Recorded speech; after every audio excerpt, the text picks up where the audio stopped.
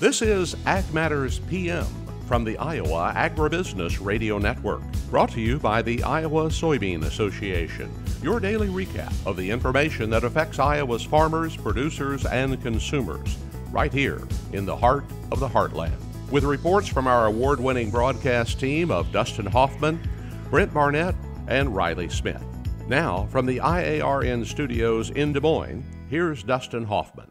Well, good day. This is Ag Matters PM from the Iowa Agribusiness Radio Network. I'm Dustin Hoffman. Today is Wednesday, April the 6th, 2022. We thank you for joining us here today. Coming up on today's program, we'll hear from U.S. Agriculture Secretary Tom Vilsack. We'll also talk about a cover crop program that's gotten national attention from here in Iowa. We'll also run down your ag weather outlook. But first, let's kick things off with a check of the markets. It's time now for the Ag Matters PM Closing Market Summary, your source for market analysis and settlement prices from the day's trade in Chicago, courtesy of the folks at agmarket.net. Well, let's take a look at how those markets closed here on the market wrap-up. And I'm being joined right now by Jim McCormick of agmarket.net. Jim, how you doing today? I'm doing well, thank you. Definitely a little bit of volatility in the markets today, Dustin. All right, so it's been interesting the last couple days. Tell us what happened today. We originally came into the market seeing it was under pressure as a little bit of profit taking, kind of midweek profit taking came in. But we did find the buyers coming in and buy the dip in general. I mean, the reality is we still have a very tight situation going on in the world. We're concerned about what is going to get planted in the Ukraine as well as what's going to get exported out of the Ukraine this upcoming year. So that's providing support. The weather forecast also is providing a little bit of support. We're too wet in the Eastern Corn Belt right now. There's more rain in the forecast. There's actually some snow in the forecast for maybe parts of the Western Corn Belt as well. So planting is not going to be off to the fastest of pace. And that it becomes a concern. The government said last week we need to plant 89.5 million acres of corn. That's barely minimum. That acreage there is the bare minimum to meet the USDA's anticipated demand if we have a record yield. So if for some reason we can't get all those acres planted, that is a concern to the market, which should provide support, hence today's rebound. You know, and you mentioned how the Eastern Corn Belt is significantly wetter. We're sitting over here on the Western Corn Belt, and a 70% chance of rain bought us maybe 0.05 of an inch yesterday, barely enough to even wet the ground. But, you know, you said snow in the forecast, but we still have a lot of moisture to make up, and we're in a situation, you know, where we can't afford any acreage loss, you know, much less any damage from disease, pests, anything else. And we're already looking at starting out in dry conditions. No doubt about it. I mean, Iowa ended up with a very good crop last year, but a lot of producers out there will tell you they pretty much mine the ground with all the water they can. You look at the drought monitor, it is incredibly dry for this time of year. We've kind of looked at our group a couple different times. Take that drought monitor, look what it looks like today compared to what it looked like going into the drought year of 2012. And it definitely is a cause for some concern. Some longer range maps came out last night that has suggested that June and July could be warm as well as dry for the western part of the United States. That is a concern. And like you mentioned, it is a problem. 89.5 million acres, you multiply that times your historical harvested acres, around 92%. If you ended up with a crop of a 178 national yield, even if you leave demand unchanged, that drops the carryout from 1/4 this year down to about 1 billion bushels. In essence, pipeline. That's if you manage to hit a crop bushel better than last year. And that does look unrealistic when you look at the current drought map. So it is something to be concerned about, I think, for the nations that need to buy our corn, because more than likely any dry weather will drive the prices higher. And then, of course, you know, we have this, you know, world supply concern we talked about this morning on the podcast. You know, obviously with the Black Seas going through is a big question mark there, but you also got what's going on in Brazil, what's coming out of South America. You know, China's already looking to buy new crop, we mentioned this morning. I mean, so we're really in an interesting situation, and it's going to be a lot of strain on our producers to step up, isn't it? Is going to be a strain. I think we're capable of doing it. We've got the technology, we've got the seed, and I think for the most part, we do have the fertilizer for this upcoming year. But the reality is Mother Nature going to cooperate? When you look at the world stocks to use in grains, corn and wheat specifically, they're down about some of the tightest stocks to use we've seen, excluding China, in the last 10, 20 years. So there is very little room for error. And right now, the estimates are maybe you get a 20 to 30% reduction of the Ukrainian crop size. But heck, let's face it, that's just a guess at this point in time. We'll see what happens. But if for each acre that they can't get planted in the Ukraine is going to put more and more pressure on the U.S. to fill that void. If we can't, prices are probably going to go higher. And of course, we talked this morning how livestock's been taking its lumps the last couple of days. How did it fare today? It did come back quite well. The cattle market was down earlier, then it started working its way back up. The hog market, I think, is trying to find a little bit of support as well. This bird flu outbreak is continuing to ravage the chicken industry, the turkey industry, poultry industry in general. That should drive demand back to the pork industry. And then on the beef industry overall, I think you're still seeing relatively good demand for for the product. If you remember what the kind of the quarterly projection for beef supply is, it's about 170 million pounds less than a year ago. Normally, we're seeing the beef supply increase this quarter. So as that supply tightens and consumers continue to go out and spend money, is what it looks like, that should be supportive to the beef market. Yeah, I found it interesting how you mentioned it today. It was like a K-shaped economy is how you put it right now. A lot of people are arguing the rebound in the economy is pretty much a K-shaped recovery because for the most part, if you're in the upper half to upper thirds, the reality is it's not all that bad. Stock market overall is still relatively high priced compared to where it was, after the pandemic low. Land values, and nobody has to tell you that. If you bought land or had to rent land, it is very expensive right now. So land values are going up. Housing market, houses have gone up 20-30% across the country. So if you're in the upper tier of the economy right now, this higher inflationary cost of fuel, gas, and food, it's definitely not pleasant, but it's not stopping you from spending. And if you go down to Florida for spring break this year, they'll tell you the beaches are full. Vegas is full. Cruise line industries are full. So there is a group of people that are spending money. That's the upper part of the K. The lower part of the K, unfortunately, those people are the bottom end of the economic cycle ladder. I mean, they're struggling. You don't have a house, rent, fuel, everything is really kind of hitting you hard. So we've kind of got a dynamic where you could still see relatively good demand for kind of your high-end cuts from the people on the higher end of the spectrum, but the lower end of the spectrum, they're going to start looking for lower end cuts as they try to figure out how to offset these higher expenses. All right, Jim. Well, great information as always. If people want to get in touch with the folks at agmarket.net, set up some plans and talk some market strategies, how do they get in touch with you all? You can reach me directly at 815-665-0461. You can reach any of the Ag Market team members at 844-424-6758 or reach us on the website at agmarket.net. All right. Thanks, Jim. We appreciate the insight as always. Thank you for having me on. That again was Jim McCormick of agmarket.net. Let's go ahead and take a look at how those closing markets settled, courtesy of the folks at Bar Chart. July corn is down 1 1/4 at 7.47 even. December new crop down 1 3/4 at 7.04 3/4. July beans down 10 1/2 at 16.03 1/2. November new crop down 11 3/4 at 14.44 even. July soy meal down $3.70 at 4.5450. Soy oil down 62 cents at 70.27. Chicago wheat down 4 3/4 at 10.40 3/4. Minneapolis down 3 1/4 at 11.08 1/2. Kansas wheat was up 1 3/4 at 10.86 even. July oats up 1/2 at 7.27 1/2. On the livestock side, June live cattle up 90 cents at 134.22. May feeders are 95 cents higher at 159.95. April lean hogs $1.07 higher at 98.75. Pork cutouts 40 cents higher at 105.25. And Class 3 milk for April 30 cents higher at 24.02. And that's been a check of your ag market recap. Stay tuned after this short break. We'll hear from the Iowa Seed Corn Cover Crop Initiative and talk about an award that they were bestowed last month. We'll also take a look at your ag weather outlook. All that coming up after this message from the Iowa Soybean Association and the Soybean Checkoff. This is Ag Matters PM. Iowa Soybean Association is driven to deliver for Iowa's 40,000 soybean farmers. We're proud to provide objective agronomic research, a helping hand with soil and water stewardship, and timely industry news powered by the Soybean Checkoff. Learn more at iasoybeans.com. Welcome back to AMPM from the Iowa Agribusiness Radio Network. I'm Dustin Huffman. Yesterday, we had a discussion focused on cover crops and some different practices out there to help you be conservation-minded and also be regenerative of your soil that you'll pass along to future generations. We're going to stay talking about cover crops today and focus on the Iowa Seed Corn Cover Crop Initiative. They just got some recognition during Commodity Classic from the National Corn Growers Association and the Environmental Defense Fund. And Shannon Moeller has been a part of that initiative for a few years. And we caught up with her after a panel discussion and the award ceremony to talk about what was going on and what they've got going on for the future. So we're here on the Iowa Agribusiness Radio Network, Commodity Classic 22 in New Orleans, and I am with the award-winning Shannon Moeller. Shannon, tell us about this award you just won from the NCGA.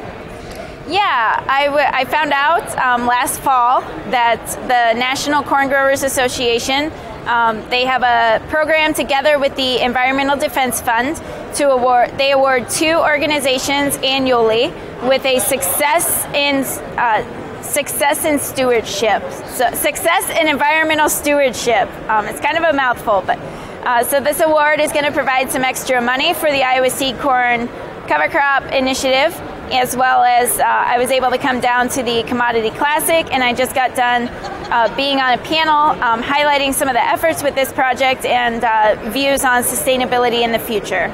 So you put a lot of effort into this project. Tell us what it means, for the farmers in Iowa and what it's doing to help support the programs. Yep.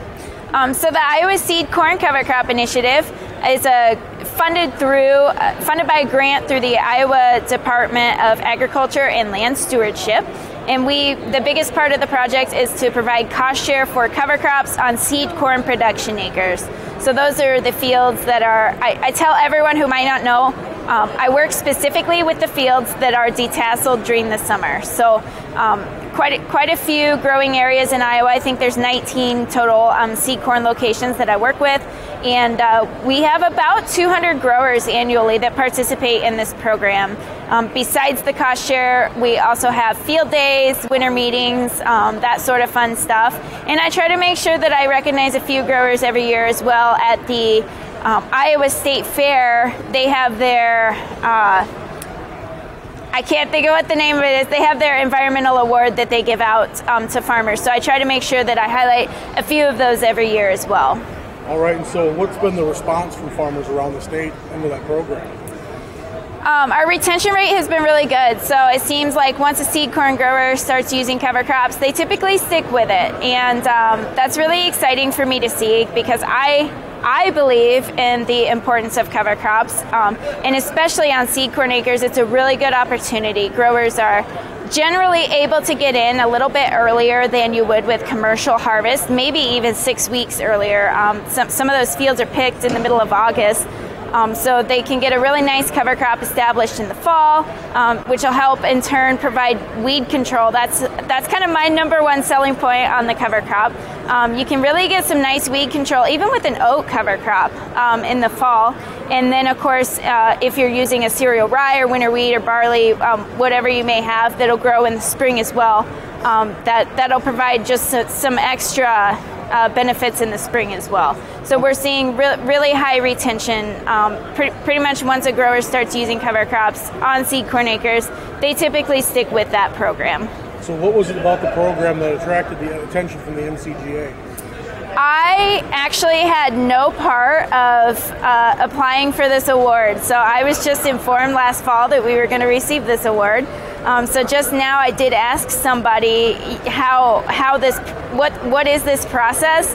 And she said that somebody from the state organization, is keeping tabs on what's going on around the state and thought that this project was worth recognizing. So I think it's pretty cool that this, out of 50 states where there's programs going on with national corn growers, I think it's really cool to be recognized for that. So if Iowa producers out there want to learn more about the initiative and the programs, how do they find that, Shannon?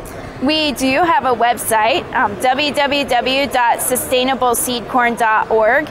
There's quite a bit of kind of general information about the project on there, and there's also a contact us form. And we do have a Twitter page as well that's at Iowa Seed WQI, and sometimes I post on the Iowa Seed Association Facebook page as well. So.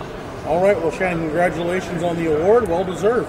Thank you very much, Dustin. That's Shannon Moeller here on the Iowa Agribusiness Radio Network. All of our coverage of Commodity Classic brought to you by the Iowa Soybean Association. Well, congratulations once again to Shannon Moeller and the folks at the Iowa Seed Corn Cover Crop Initiative. It's been a lot of hard work for them, and it's nice to see some recognition bestowed on all their efforts.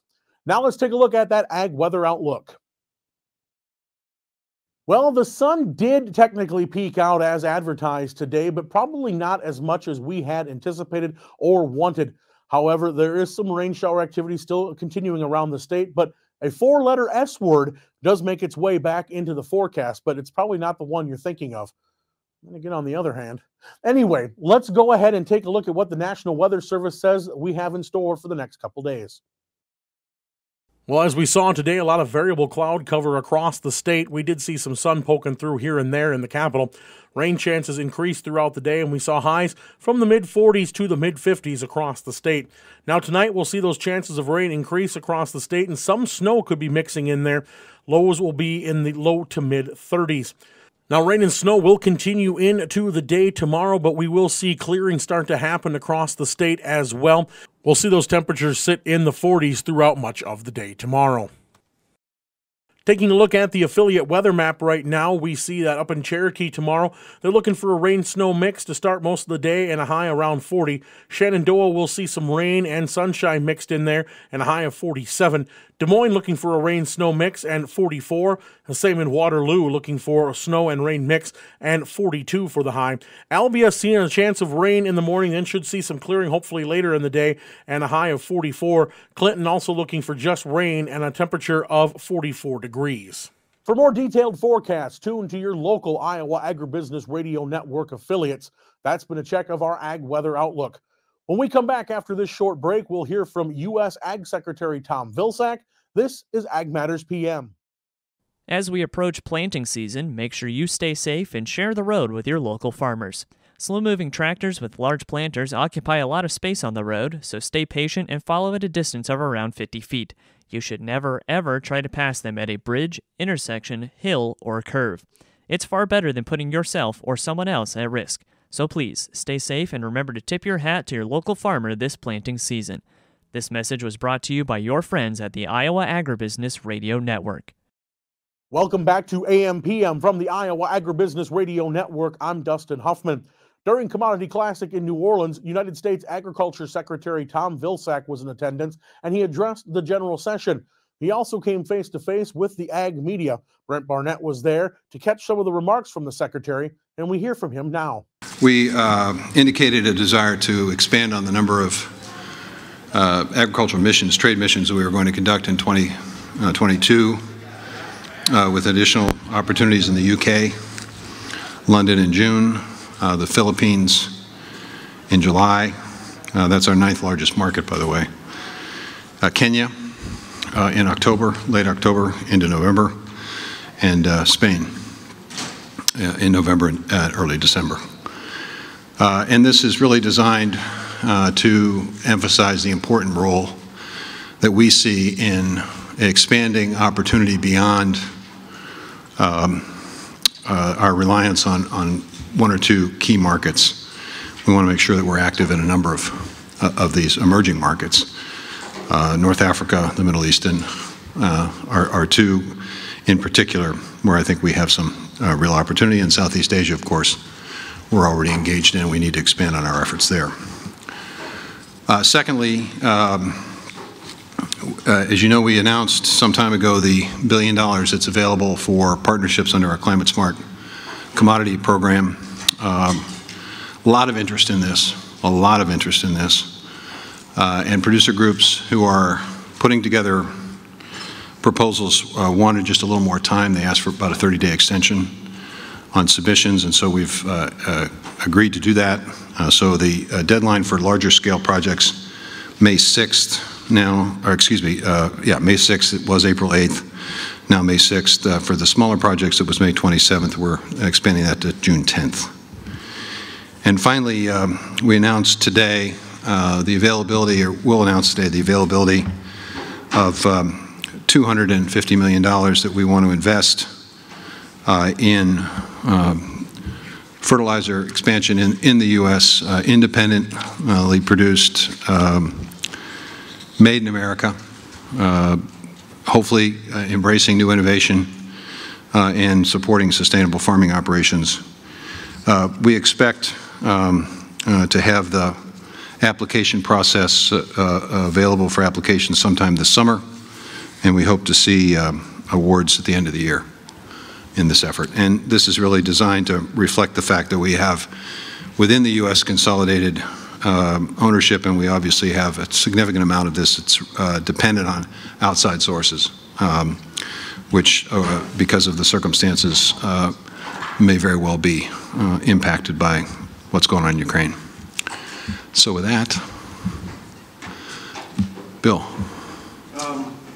What did the Ukrainian Ag Minister ask from you, and what did you and your G7 colleagues respond?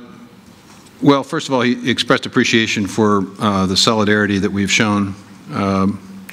And I think he underscored the desire and the will on the part of Ukrainian farmers to be able to plant this spring and this summer.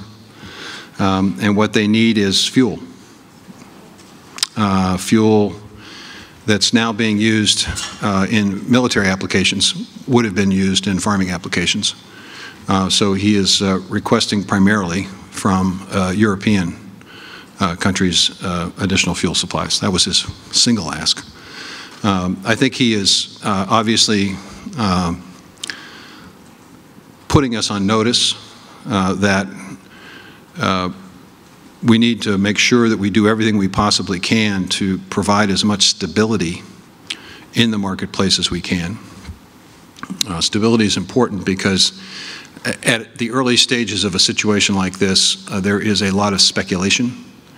And speculation can lead to people making decisions or judgments that may not be based on what's going on the ground, maybe based on what they think may happen. And so I think we want to be careful about what we say and what we talk about in terms of Ukraine. We want to make sure we speak with some degree of certainty when we're talking about these things. Yes, sir. You called out specifically E15 and E20 in your speech earlier. Does the administration share your views that this could aid in bringing down fuel prices in the U.S. and should we expect any announcements increasing use of that? Well, I think you can expect announcements of increased use in the sense that we are putting $100 million of USDA resources out to expand the infrastructure that will make E15 more available. As it becomes more available, consumers will see the price difference between E15 and regular gas, and they obviously then make a decision about what they want to do. I don't want to speak for any other federal agency. I just know what we do and what we can control and what we think. And I think it's clear from the marketplace that there is a price differential, and we would obviously support whatever steps are necessary. And we continue to look at ways to deal with the immediacy of the challenge, but also looking long term. And I usually don't speak about E15 unless I also talk about aviation fuel and the importance of that next iteration or next generation of biofuel opportunities. Yes. Excuse me, just a minute. See how nicely she did that? She identified herself, identified her network. Just saying. Go ahead. Right after you were confirmed as Agriculture Secretary, you said one of the most important things while you were in the position at USDA, at least one of the first things you were going to do was hopefully get someone into the Undersecretary for Trade position named. And more than a year later, no one's been named, and there's a bunch of trade trips coming up. So what's the status of that appointee, and then what kind of an impact does it make for trade trips if someone isn't named into this role? Well, we had a record year in exports last year, $177 billion. We expect to break that record this year. So when you ask a question about what's going to happen, I think you have to understand that there are a whole heck of a lot of people at USDA that are working very hard to make these trade missions successful, that it doesn't necessarily require a single person to make them successful.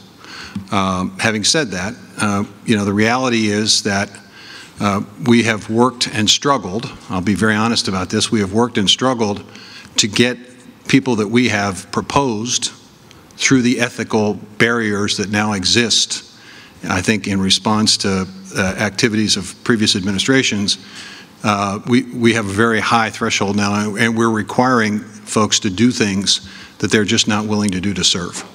So we've had two individuals who were willing to serve, but who were asked to make incredibly large financial sacrifices that they weren't willing to do.